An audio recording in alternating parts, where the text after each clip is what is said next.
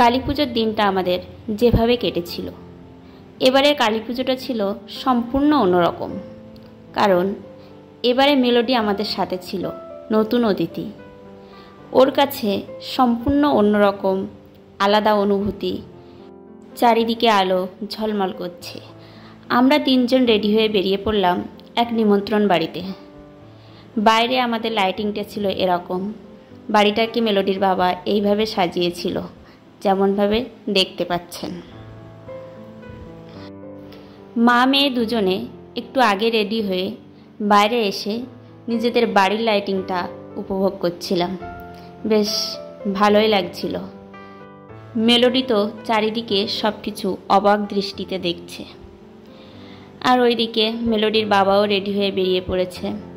ঘরে সব কিছু তালা লাগিয়ে এবার আমরা বেরোবো একটা নিমন্ত্রণ বাড়িতে। এই বছরে মেলোডির ঠাকুরদাদা মারা গেছেন, এই কারণে আমরা কোথাও পুজো দিতে পারবো না, কিন্তু প্রসাদ খেতে পারবো।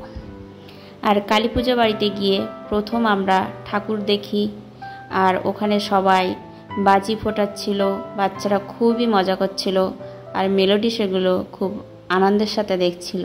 ওর জীবনে এই সব কিছুই প্রথম দেখা।